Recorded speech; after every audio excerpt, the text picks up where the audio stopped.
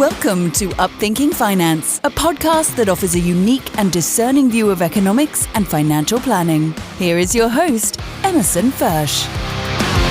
So welcome to another episode of UpThinking Finance. Ralph Waldo Emerson once said, "Nothing is at last sacred but the integrity of your own mind."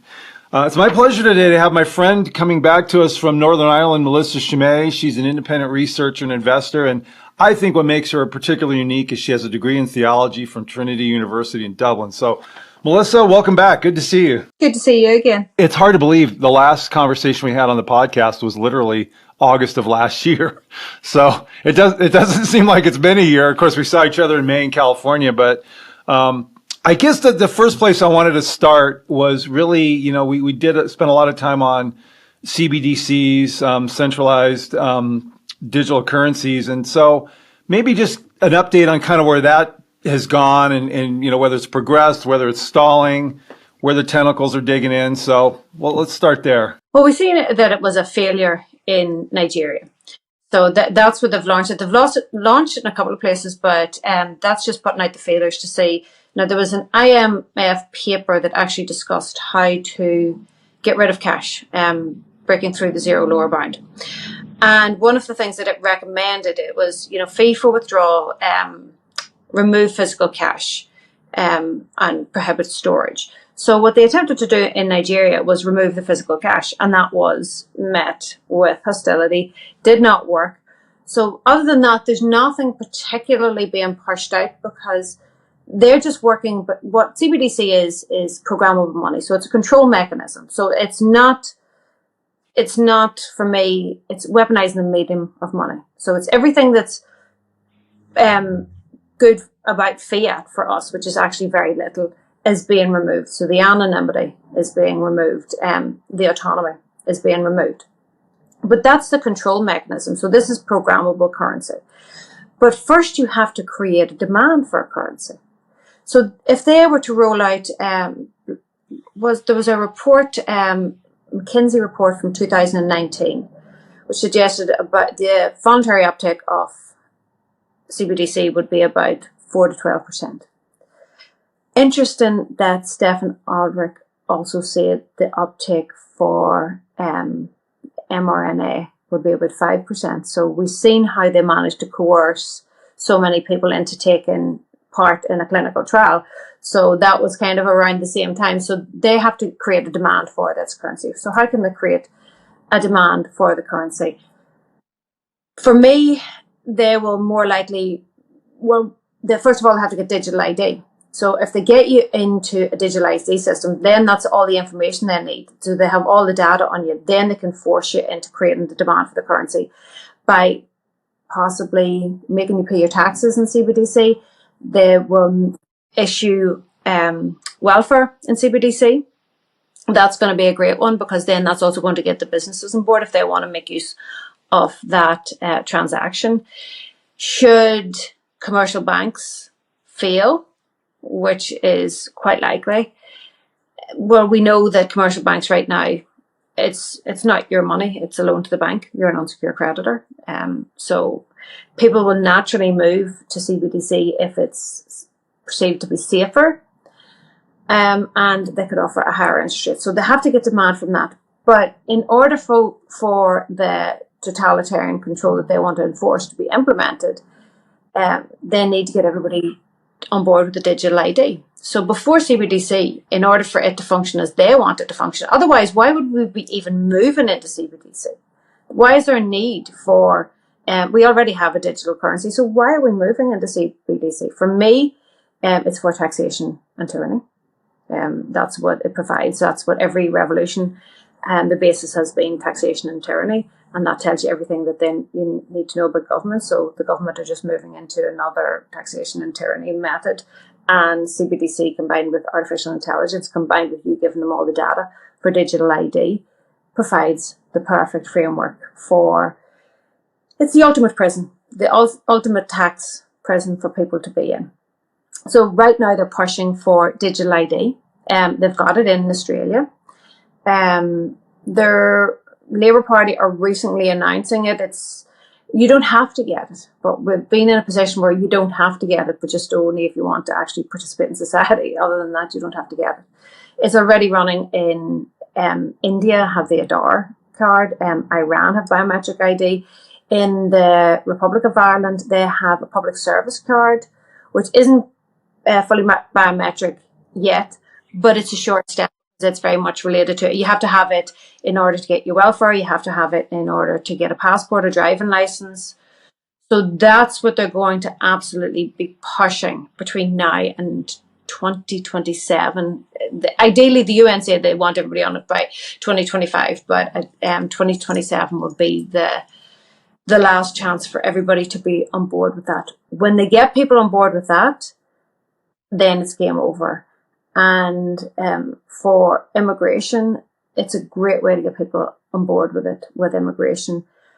Where there is chaos in the south of Ireland right now, there is rioting in the streets, they're burning down buildings because of the mass immigration to the south. 85% of those coming in are undocumented, meaning that they've got on a plane with a passport and the passport has disappeared. So they've flushed them out, they've got rid of them. And they're allowing this to happen. Currently, about 22% of the population of the south of Ireland are immigrants. So if there's a vast majority coming in undocumented, these people are going to need documents. And we're seeing the same thing in Australia. We're seeing the same thing in Canada. We're seeing the same thing in America. In America, I think by the time of the next election, there'll be around 50 million. And that has increased by about 30 million in the past few years. So these are undocumented. So it is the case of problem, reaction, solution. So the problem is, well, what comes it? Because when you import poverty, you become poor. And you're importing crime, you're importing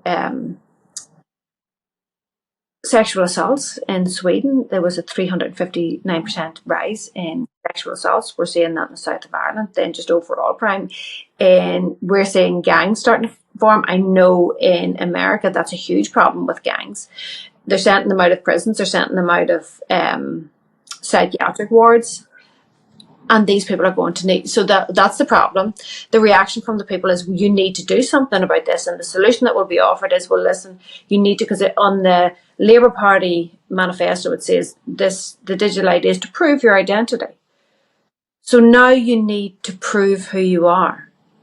So, and with 22% of the south of Ireland being non-migrants, well, we're not getting the critical mass of the people who will accept it. So when you combine that with the people who are being given welfare payments, you're going to get everybody on board with it. And once you hit that critical mass, it's very difficult to operate in society without having this. And we've seen this with the passports a few years ago, that it's difficult to operate in society. So that was kind of a beta test for what's coming. When people accept that, it's a very small step. Once they have you under complete surveillance and have access to all of your data, it's a very small step to link that to CBDC and then evolve that into possibly a new currency. They're certainly trying to create a new currency of carbon and social credits. So replacing bank credits with carbon credits for totalitarian control of the economy, of every aspect of the economy, of your assets and your life. When I say assets, the BIS they've previously come out and said they want all of your assets tokenized and put in a digital wallet. The European Union have just come out and put the suggestion of a European assets register. Now, why would they want to take stock of your assets? They've particularly mentioned gold, real estate, crypto, and what was the art? Artwork, yeah. So why would they want to have a stock of this? They're saying what they always say, it's for money laundering and anti-crime. That's how they get everything in. But for me, the only logical reason is one of two things. Taxes or confiscation. So in taxes, if they have a full portfolio of all of your assets, and that will extend to absolutely everything you buy, then they can impose these wealth taxes that were floated a little bit in California. So say it's only 1% wealth tax per year. That possibly is doable when you are on the increase and earn more money. But when you're coming out of retirement or slowing down, means that you have to sell assets. So it makes it difficult to start to accumulate assets. They can impose capital gains tax. They can impose unrealized capital gains tax. So they can tax you at will, and CBDC provides the infrastructure. It is the control mechanism to tax you at will. But also there is the possibility of confiscation, because the buzzwords are sustainability and equity. So to be more sustainable, to have more equity in society, they can take your assets and redistribute them, should they design. Because you have to remember that what the problem is, there's too much debt. There's not enough growth to cover the debt. When debt fails, which mathematically it will, there isn't enough real world assets to back up the debt instruments. That is the problem. So they're going after, and you're certainly seeing BlackRock, they're going after the real assets, because they know the financialized house of cards that they've built on top of them is falling. So now they're going after the real assets, and that's why they're also trying to monetize nature with natural asset companies. There's no logic behind it, but it's just a new thing that they can monetize to build another financial house of cards to replace the one that's currently failing. That's for me everything that's going on right now. It's the best explanation for what we're seeing with immigration. There's also an issue if you read well, first of all, there's the UN did a report, replacement immigration. Now they're saying that it's in terms of pensions, that there isn't enough. You know, the demographic should be like this. It's currently like this, and it's heading towards this. Now, if a pension is a Ponzi scheme, this doesn't work with a Ponzi scheme. An inverted pyramid doesn't work with a Ponzi scheme. That's what they're saying it for. But in their own documents, they're saying that by 2050 in Europe, there's going to be 75% non-nationals, working up to 99%. There's about 70% males coming in. It's the same in America. So this isn't just happening in Europe or Ireland in particular, because that's where I'm more familiar with, or America or Canada. This is happening in the West. So why is this happening in the West? Well, the Brundtland report suggested that there'd be a transition of power from the polluting West to India and China. Have we seen that happen? Yes, as soon as they come into the World Trade Organization, shortly after 9/11, everything has boomed there.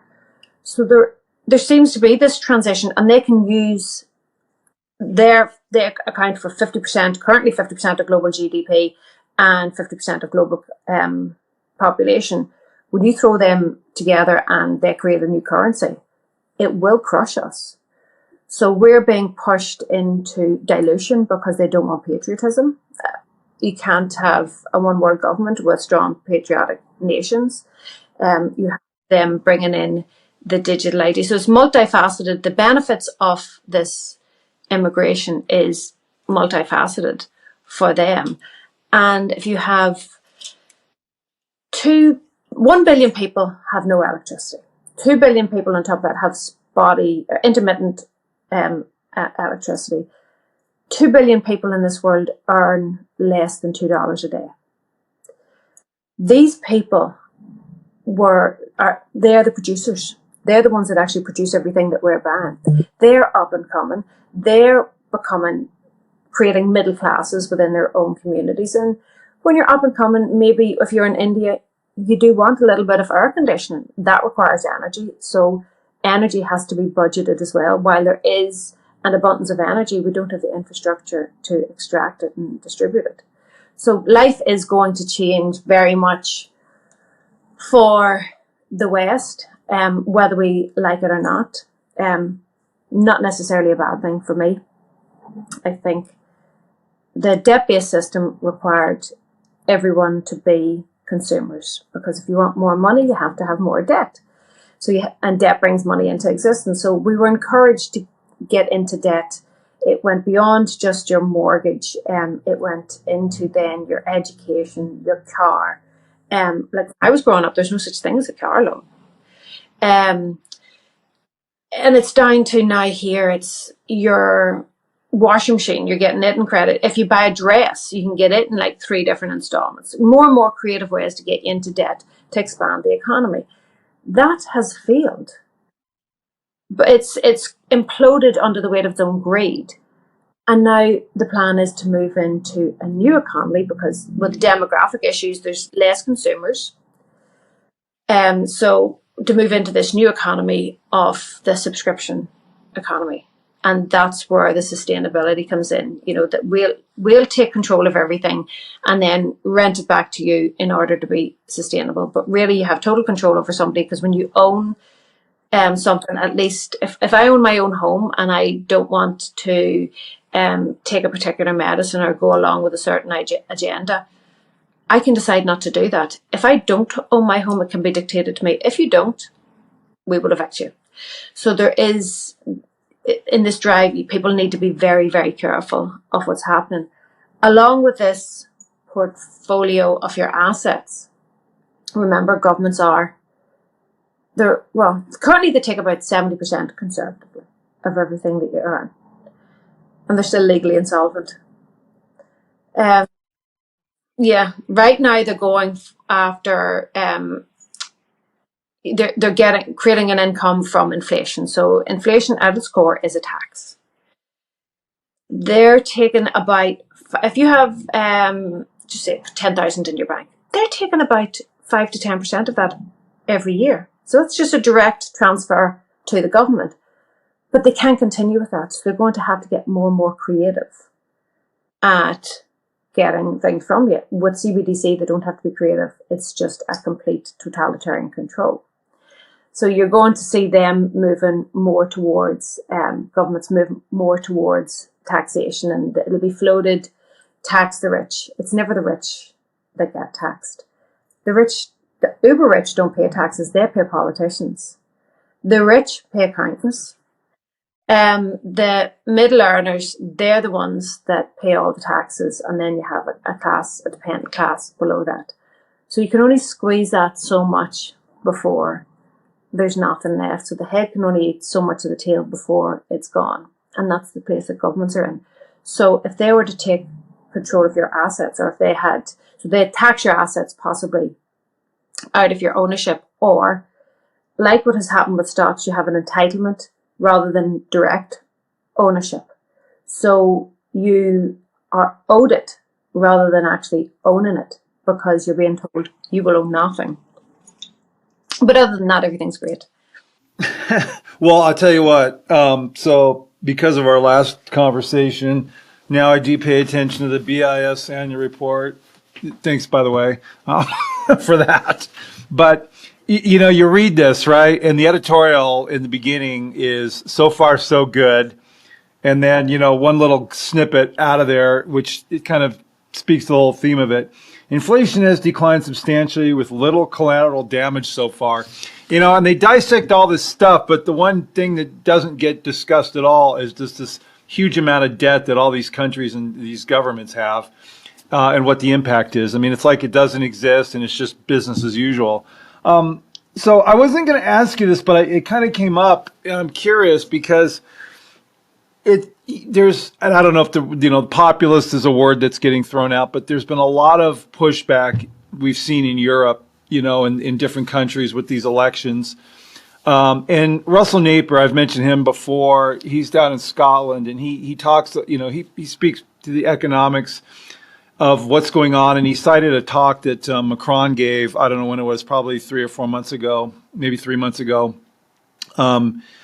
And basically talking about how, questioning why France is funding the United States, which means investing money, in our securities here. And there seemed to be this idea of it's getting to, because of the, what's the word? Just the economics of the, these the social rebellion, if I'm going to call it that, is pushing back on the economic direction. And there seems to be an element of an every man for himself kind of a mentality that's going on, which and then, of course, makes, as you just mentioned earlier, a unified currency, the euro, very difficult to support when everybody's got their own decisions as to where they want to go. And so my question is has that shift politically had any impact on some of these things we've been talking about? There could quite possibly be a few countries that decide to leave the euro because it's no longer beneficial to them. I'm kind of always the level above, because what the Eurozone was an attempt to create a United States of Europe. And with that, it's centralized control. So the people that are making the directives from Brussels weren't voted in by any of the people that are suffering the consequences of immigration policy, of business policy, on loads of different things, like with car manufacturing, etc. So they're not. It's these non-elected leaders making the decisions, and people just floated by, and it was fine, and they didn't really notice because they were just going about their everyday life. But now that their pockets are getting squeezed tighter and tighter, they're starting to ask questions, and they're starting to look to, well, why are we following these? We don't want this. Why? And that's certainly what's happening with immigration in the south of Ireland. People are starting to realise, hey, we're getting the dictate from non-elected leaders, and there is an increasing amount of knowledge, because it is ideological moulding. COVID was the first phase of it. So you started to realise, who do these people represent? They don't represent us. So where are they getting their orders from? We know that what we say that we want, we're being completely ignored. So they're getting their orders from somewhere else.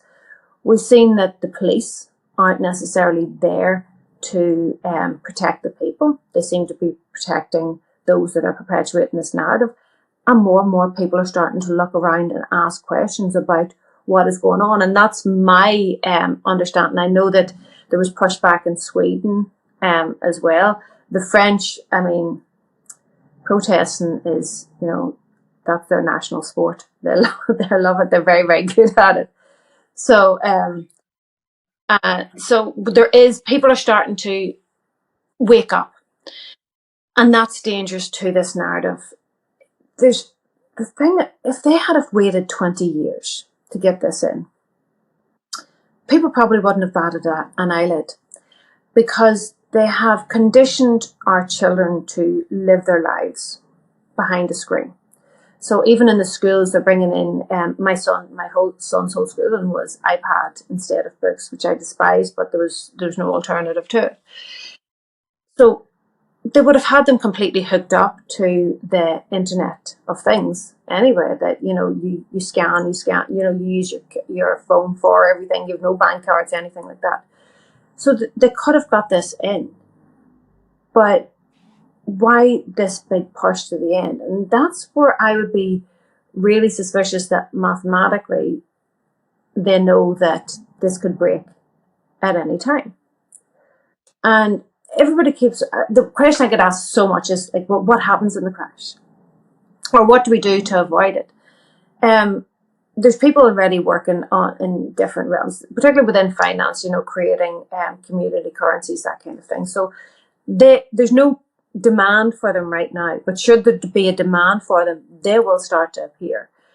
But other than that, what I would expect is that your debt is their asset in terms of banking.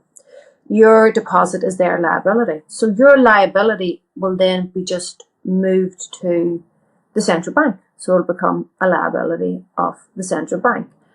And in an economic collapse, it's not that, yes, some of the businesses that are non-functional businesses anyway, they're either superfluous or they're not non-viable in terms of profit. They will close if they're dependent on credit. They could quite possibly a few of them close. Other than that, anything that happens is it's just a transfer of ownership. That's all that happens in a crash. Vultures come in, buy up everything.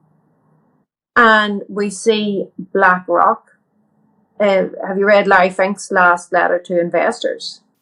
No. It's very, very short, twofold, and one was in relation to pensions and one was in relation to infrastructure. So if governments are, so basically what they're saying with pensions is governments don't, it's a Ponzi scheme, it's collapsed. People aren't going to have the pensions. The government will still take your taxes for your pension, but you're going to have to go out and get your own pension. And BlackRock are poised to do that for everybody.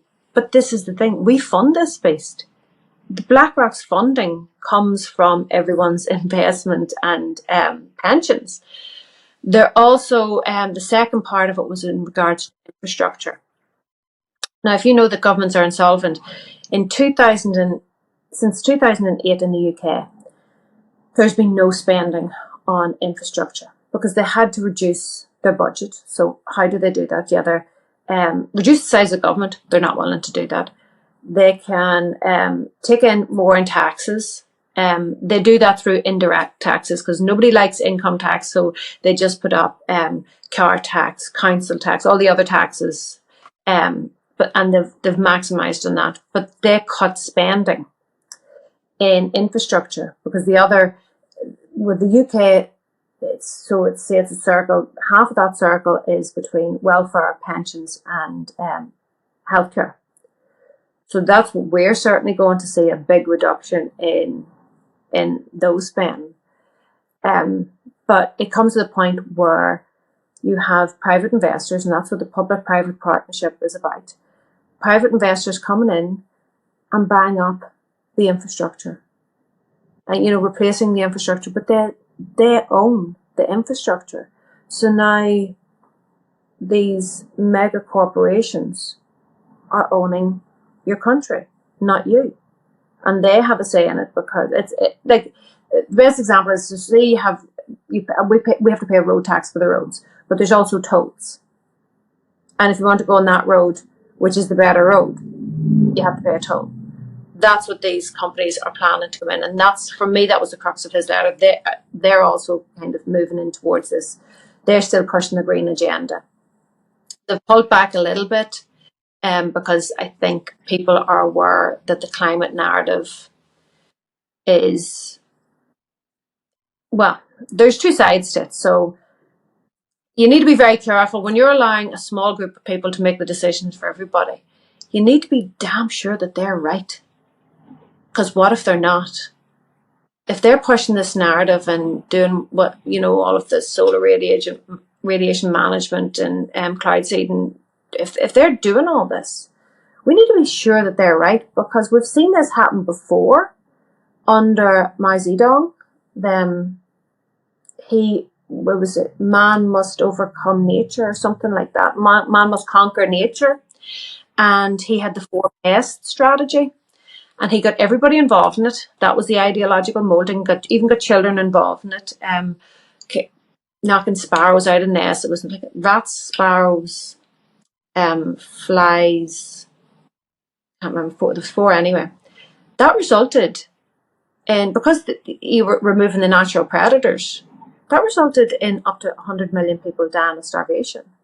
So we really need to be on the ball here and make sure that these people know what they're doing, because this could be catastrophic. But we kind of delegate. This is my thing. I think a lot of them are crazy, but we're lazy, and we delegate responsibility to them, and they capitalise on this. So I think what's happening is people are waking up. It has got so ridiculous that people are starting to wake up and ask questions. Why is this happening? So what they tried to do with, my thesis was always that it was the COVID narrative was step 1.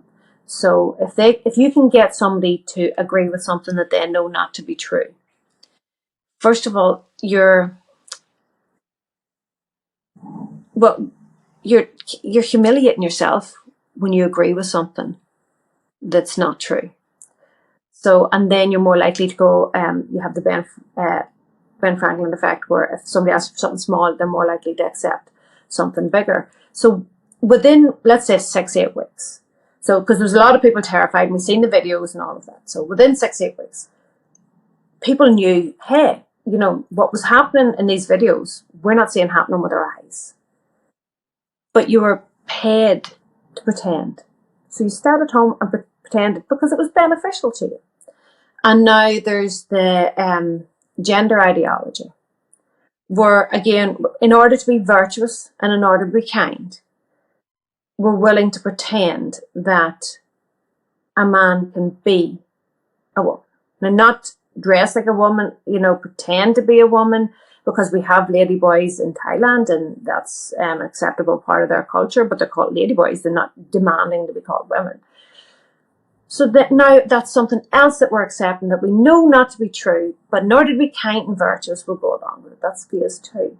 And we're about to be hit with phase 3 hard, which is the climate agenda that we know not to be true. We have all the evidence. For me personally, I'd be way more interested in exploring the detrimental effects of microplastics on this world first, before looking any bigger. But this is to kind of push you into the carbon credits.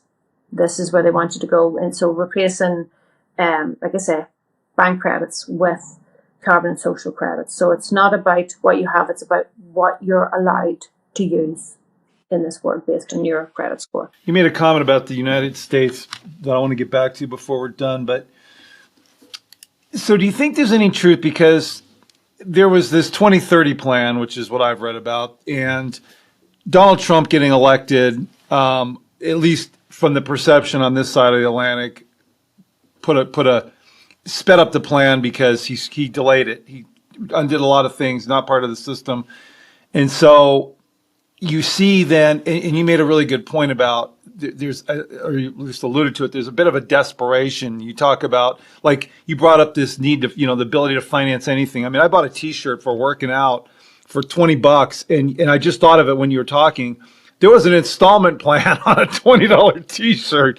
I mean, but it seems things have gotten to this desperation point. I mean, and even with the Olympics, I mean, I've never been an Olympics guy, but I've seen enough, on X with these clips of the opening thing with the mocking of the Last Supper. And I mean, just blatant, I mean, there's no other nice way to put it. It's immorality. And I have a friend, Charles C. Smith, over in Hawaii, who talks a lot about the fact that whether it's PC or not, the lack of morals is really what's tearing down the society. And so, and I know and you've kind of answered the question, because I think it's gotten to a point where things have been accelerated so quickly. It's almost like a Hail Mary in a way for the dark side is what I'm going to call it. I mean, even like this thing with Biden. I mean, he's all of a sudden we haven't heard hide nor hair from the guy. He said nothing. I mean, it's like, literally people are, who's running the country? Who is running the country? If this guy's not fit to run for re-election, how can he, you know what I mean? And these are things that I think, like you said, and I don't know what, I mean, I was kind of part of the generation. You and I are sort of in the same general vicinity age-wise. I'm older, obviously, but to where, I was before computers, before the internet and after. I kind of have a foot in both sides of that, and I'm grateful for it. But you start to wonder, you just start questioning, what do you believe anymore? What do you believe anymore? And it just seems like you have to be engaged, is maybe my point. There's an element of what you said where people have just been sort of led to either want to be told what to do or are so distracted just trying to make it. Then you get into all the economics of things that you're talking about as well, this huge division. And I wonder sometimes if people are just so busy just trying to survive that, a lot of this stuff that, I think COVID helped people slow down and start paying more attention to. That's a kind of a positive silver lining to the whole thing. But it's just interesting to me. But it just seems like it's become this group that's trying to just centralize everything is really gotten to a point where they're just trying to force everything out there, because it's sort of, it seems like it's falling apart. Like you said, the house of cards is falling apart. There was another thing I was going to bring up, but You said I want to get back to this because this was a really interesting point. You talked about the Europe becoming another United States, or that was the goal of the euro. But what's interesting in that thought is that there are people who view, I view as growing up here, United States is the United States. But the implication of what you said is that there are people that see it as a fragmented group of a bunch of individual units that are united. And there is a movement. It seems like one of the consequences of all this division has been to break the United States up. You've got portions of Idaho that want to, or Oregon that want to break away and connect over to Idaho because of the value shift that's gone on up there. You've got this idea, Texas, all this stuff that's out there, even in California, it used to be the Inland Empire and all that wanted to carve itself off as a separate state. And you almost see that that's a part of the plan, this separation of people and this division. Anyway, I don't know there's a point in all that, but I'm with you. I think from my circles, people are starting to see this. They're starting to question these things that we sort of just ignored. It is all about separate. Now, America stands in the way of a globalist agenda because of your constitution. Your constitution does not allow for top-down authority. So it literally does put the power in the hands of the people, but your constitution only works if you stand by it and enforce it. They're trying every method to separate us. So, like here, it's like a Muslim invasion, and I don't have any issue with Muslims. That's their culture. It's not my business. But it's vastly different to our culture. So when you try and put those people together, obviously there's going to be friction. So the invasion is to create as much friction as they possibly can and as much division. And you're never going to completely agree with somebody else. And there's this like culture in social media. If I don't agree with what you say, blocked, whatever, like unfriend. And I just find it so bizarre because you have to accept that not everybody thinks like you. But we all have some commonalities in our thinking, and there's never going to be a time when everybody is on the same page. But while they have us left, right, Democrat, Republican, black, white, Muslim, Christian, man, woman, gay, straight, all these divisions. So they're moving you more into being I'm a woman, right? So I'm in this group, but then I'm not gay, so I'm in this group. So you're being pushed into being more and more and more of an individual, because when you're an individual, it's very easy to sweep you along, because you feel alone and you'll go along with anything. And that's what cults do. Cults tend to identify people who need a sense of belonging and pull them in because they're the loners of society. In a strong community, you can't sweep them along. That's why I say that you can't have a one world government without patriotic nations. What people need to realize is it's not this side. It's top versus the rest of us. So 1% of the world currently own 50% of the assets. The bottom half of the world only own 0.75. Bottom 50% of the world only own 0.75 of the assets. There's the division you want to be looking at. Not this side. We can all get along. We can all respect each other. And what happened at the Olympics was a lack of respect of Christianity. They know what's going on in Europe. They know that there's a Muslim invasion of Europe. So they knew that was done very deliberately, because you have 2.3 billion Christians, 1.9 billion Muslims. They knew that would fire Christians up. And I'm very specific of not saying anything negative about Muslims. That's your culture. That's your belief system. That's completely different than mine. But I will not tolerate, as a Christian, I'm not going to tolerate being mocked like that. And what's happening, I know, I can't remember the name, but one company has pulled out the funding. And the best thing to do with that is go and find the companies who are funding the Olympics. Don't support them. Don't watch the Olympics. They're dependent they have paid to fund the Olympics in order to get your eyes on it to see their brand. So don't fund them. Voting for politicians. Politicians can't save us. Now, they might help us get to where we want to go, but they can't save us. when you vote for a politician, what effect is that going to have on asset management companies? Very little. Voting with your wallet while you still can, that does have effect. In terms of Trump, again, you have to apply that. You don't have to like everything he does. And he doesn't, like, good people do bad things and bad people do good things. But with Trump, Biden came in and day one signed 96, 94, something, on just under 100 executive orders to reverse Trump's immigration policy. That went on to be another, I think in total 300 executive orders in regards to immigration. How does that benefit? How do illegal immigrants benefit America as a whole? You can't tell me how it benefits. I'm fine with economic migrants. I was an economic migrant. I went to America for the summer to work.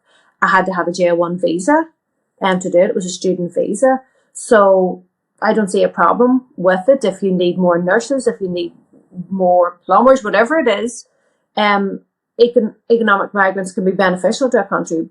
But illegal migrants, where you're having to now, it's costing you. They're not bringing anything to your society. In the South, we're having to pay for them to have houses, and it's just, so then everybody gets angry, and then it's civil unrest. And they want as much chaos as possible because their monetary system is collapsing. Every fiat currency has collapsed. There's been almost 5,000. So they know this, and they have to get in their new system. Now, the quote attributed to Kissinger says, control the people, control the food supply, control the people, control the energy, control whole continents, control the money, control the world. Well, if you're losing the power of your money, the control of the money, which it's not something that happens overnight because the tentacles of the US dollar are throughout the whole world. So it's not something that can just be cut off or it would be absolute chaos. But if you know that you're losing control of the money, then you have to start looking at controlling energy and controlling food. What controls energy and food? Carbon credits and a carbon agenda. So they're moving back into that so if they can control that, then they can force you back into the new monetary system that they bring in. I mean, I could go on all day. I really do. Just appreciate all the work you do. Why Ireland? I'm actually having a conversation with John Waters tomorrow, but why Ireland? It seems, I don't know that a lot of people over here are really aware of what's going on over there, but do you have any thoughts on that? I mean, you're about as close as anybody I know. Well, the IMF did bail out Ireland previously, and I don't know the terms of that because nobody will know the terms of it, but since then, there's just been a flourishing of the Irish economy, particularly in pharmaceuticals. So I think it's in Cork that they're the main ones for pharmaceuticals, and Ireland had a lower tax rate, so they're getting all these big businesses in. So like Apple came into Ireland, and every iPhone that was sold in the whole of Europe was on paper sold in Ireland in order to, reduce their taxes. So they've had to increase their taxes to be in power now with Europe. So they're now having to accept them. And the consequences of not accepting, because we've seen in Hungary, Viktor Orban said he wasn't accepting them. The consequences is a $20,000 or €20,000 fine per migrant for not accepting them. So it could be for economic reasons. It's mostly males that are, same in America, 60 to 70% males. So I don't know why it was selected in particular, but it's also into the UK. And Ireland, in terms of patriotism, Ireland, we were incredibly patriotic. And that's what one of the number one exports, the current number one export in Ireland is actually blood. But prior to that, it was people. So we went to 4 corners of the world, and worked. So when they're saying, oh, you forget that, it was like no blacks, no Irish, when you went abroad. But it's like, yeah, no blacks, no Irish, no house, no car, no welfare. You had to go and work. Like when I landed in America to work, There was no apartment sitting waiting for me. No, it was I had to find a job within 2 days because needs must. So there, yeah, it could be economic with Ireland, but Ireland's economy is quite good, so they're being pushed into it. Maybe just kind of a last thought or question for you. This was the year 2024 with all the elections everywhere. I think that historically the most elections in any one year. What's the perception of what's going on over here and the potential impact of the presidential election in the U.S. on the world as a whole? It's as divided here, I would say, as it is in America. And the division isn't Trump or Biden. The division is Trump or not Trump. People aren't they're definitely not pro Kamala. No. No. This is about as chaotic as wet lettuce. So that's the media-led drive, very much against Trump. But I don't think they know how significant this election is, because if Obama gets re-elected via Kamala, it's just going to be a continuation of the ruination. There's treason right now in America. The enemy is within, and you need to get that enemy out, and you need to, even if it is Trump, like I say, even good people do bad things. You can't expect somebody to be perfect. So people need to have eyes on, and people need to be aware of what's happening. But it seems to be, I wouldn't want his job. He's being handed poison chalice. It's, things are going to have to dramatically change. And he did want to reduce interest rates. But then again, sometimes you don't know, you think you're doing the right thing and you don't really know, you can't know all the consequences of absolutely everything. J.D. Vance is in favour of conscription, the service, so conscription of young males to have skin in the game. That kind of worried me about that choice of vice, because when all else fails, we do know that they take you to war. Maybe Trump is aware that he could be handed a war, that, it could be the cackling Kamala accidentally gets us into a war that, prior. So that's what they just leave him with. Yeah, they leave him with that to clean up before he can actually get anything done. So, but I'm certainly not. I'm very aware of the high potential that we have for going to war now. We're being told it. We're being told that, I know that selective service is now compulsory in America. Sunak was going to try and bring in national service here for boys and girls. Not doing anything beneficial. Jeremy Clarkson says, well, that would be great if you could teach them to farm. Demand that they learn how to do something productive for a year, but no, it's going to the military. It won't be my son. My son, I know what wars are. I do believe that all wars are bankers' wars. What wars are about is about rich men increasing their power or wealth, and poor men fighting those wars for them. And my son won't be involved in that. If there's going to be a war, the only war that my son would be involved in is to go against a corrupt government who are fulfilling a globalist agenda. Other than that, my son won't be involved in a war. Yeah, right. Well, Sunak, isn't he a disciple of what's his name? Yes. Yeah, he's a global leader, a future young global leader, or whatever that organization is that they push. It's absolutely no different with Keir Starmer. He is, you have Obama in his ear and Tony Blair in his ear. So two war president, prime ministers are in his ear. So that's something to be very cautious about with him. And I've read his manifesto, fully costed and fully funded, absolutely impossible. And what he's saying. The only thing that I picked out of his manifesto was there's a lot of talk about knife crime here. And you have to be aware of what's on the media because they want you to hear it. So I anticipated about 6 months ago, last time I said, okay, what they're going to do is for internet use, you're going to have to show provable ID in order to access the internet, for ban a knife, because they've cracked down on knife sales here, but, people are banning them over the internet.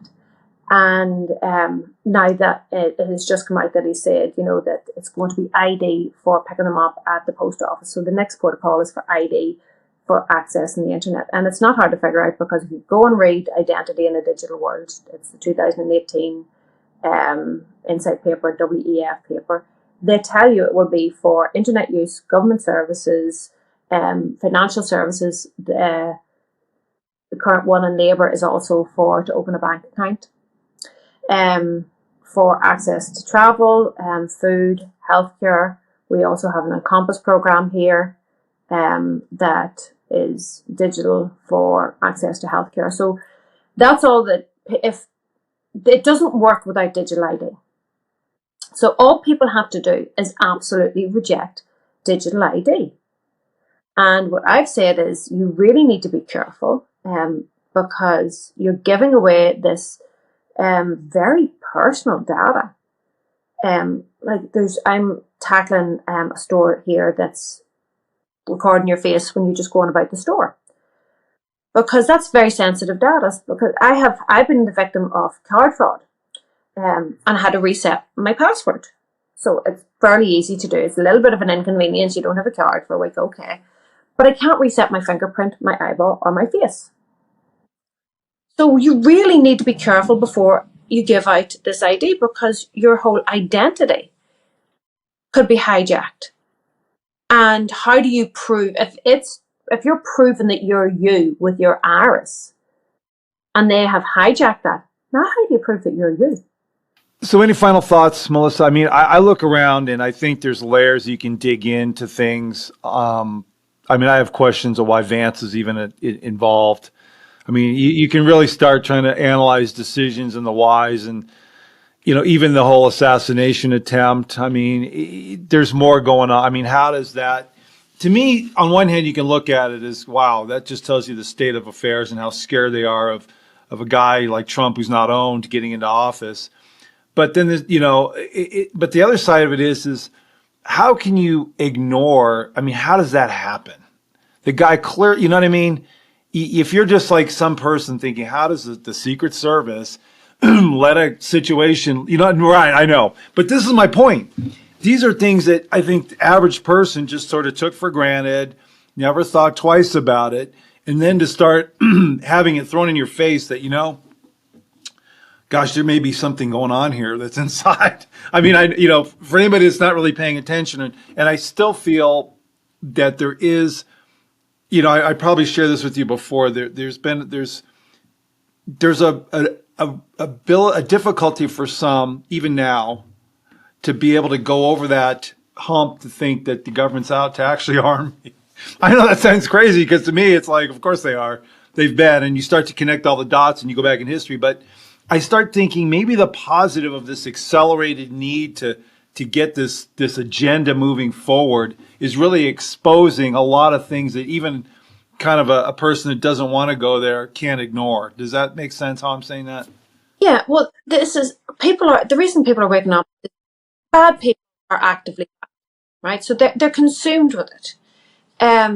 But good people tend to just go about their day, and good people don't even go out and trying to do actively good every day.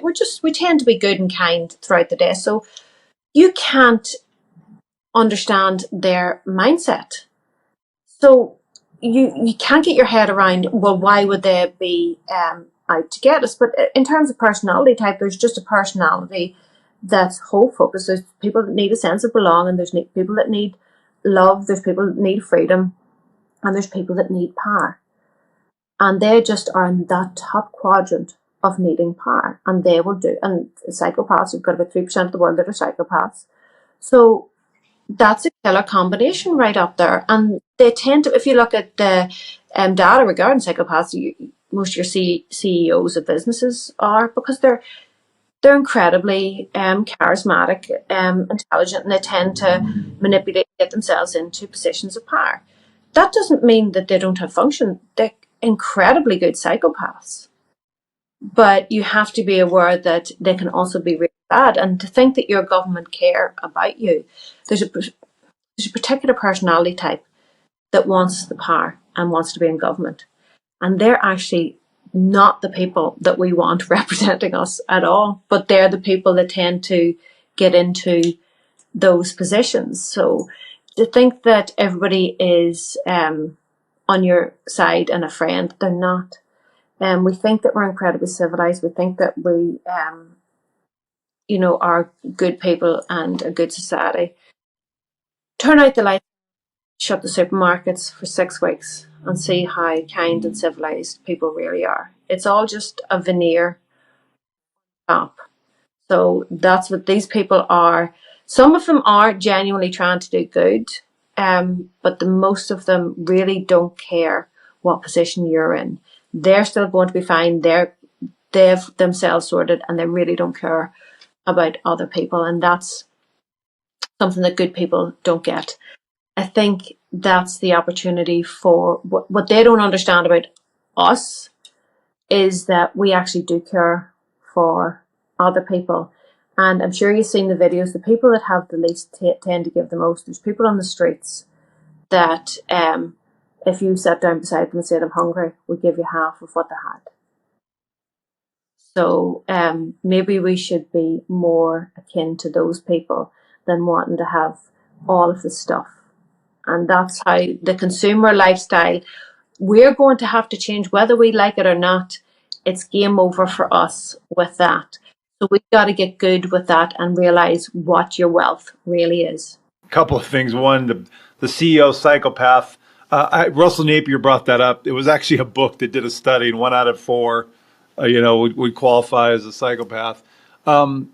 But, what you just said, I mentioned Charles C. Smith earlier. We had a conversation a few months ago, and that was, we were talking about, the unsustainability, and you talked about the top 1% owning 50% of the wealth of the world. All these things, as you've said, the debt, it is not a sustainable path, and it's all kind of coming to a head. I think people just feel that inside, but you're right. There is a sacrifice that's coming. There has to be, there's got to be a balancing out to, somehow, you want to call it a reset. That's a reset, whatever it is. And that's not just a material adjustment. That's more of a spiritual kind of I think, shift. But you reminded me of something, when you talked about the poor people who tend to give.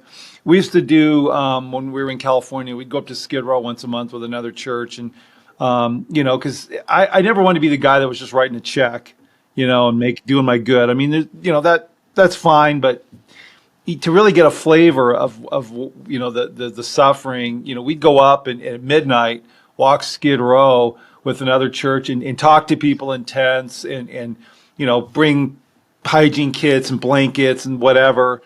But what's interesting is when I talk to people, the hardest part of the life on the street wasn't necessarily, worrying about your next meal or those kind of things.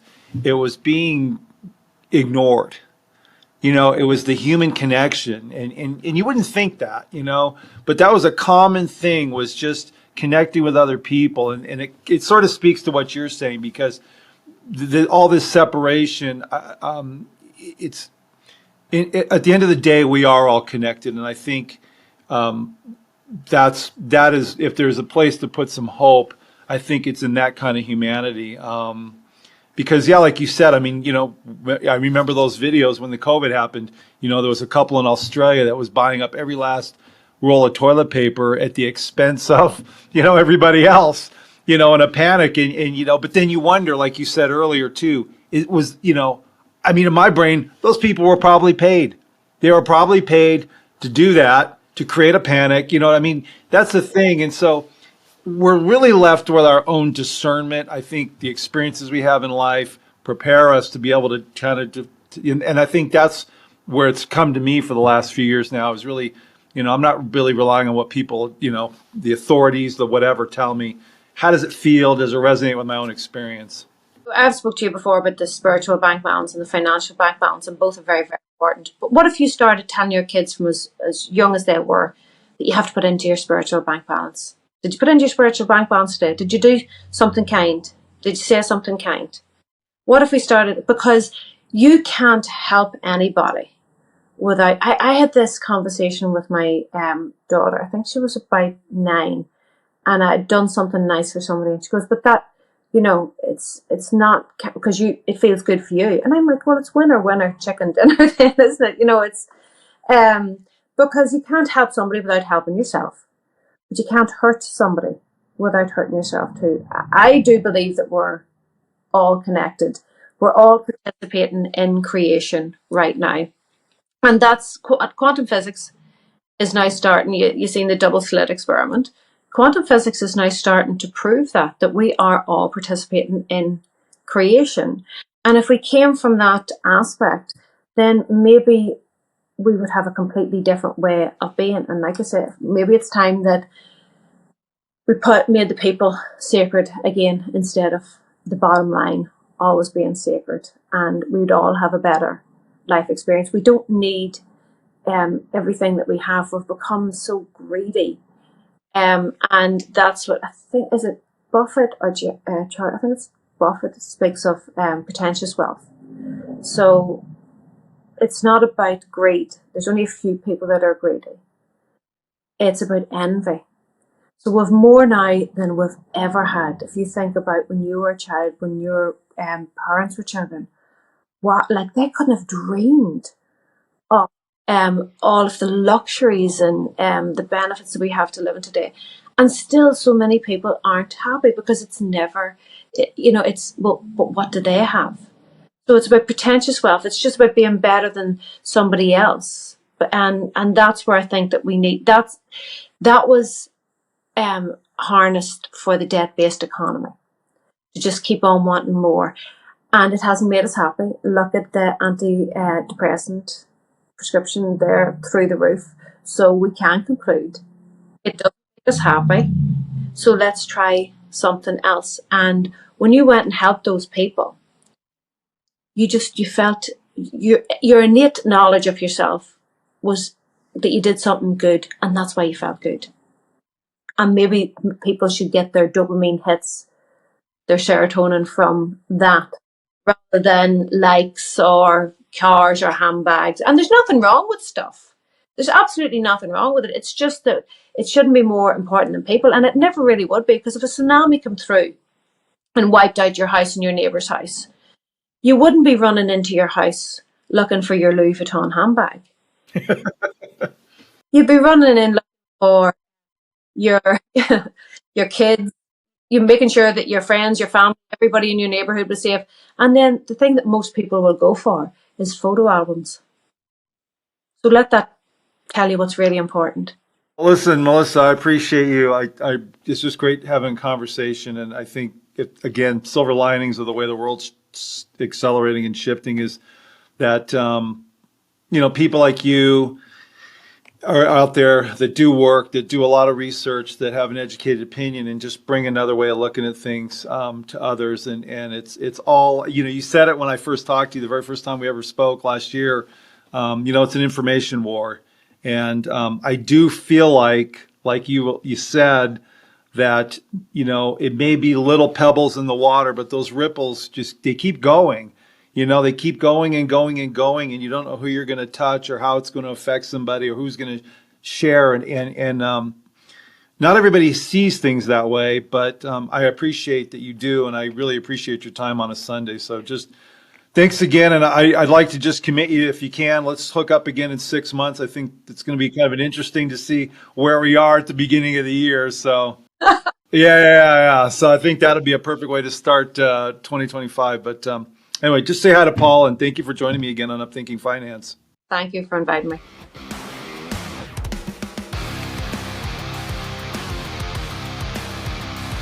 Emerson Fersch is a registered representative with and securities offered through LPL Financial, member FINRA SIPC. Advisor services offered through LPL Financial, a registered investment advisor and separate entity from Capital Investment Advisors. The opinions voiced in this podcast are for general information only and are not intended to provide specific advice or recommendations for any individual. To determine which strategies or investments may be suitable for you, consult the appropriate qualified professional prior to making a decision. The guest speakers and the companies they represent are not affiliated with or endorsed by LPL Financial or Capital Investment Advisors. Individual tax and legal matters should be discussed with your tax or legal expert.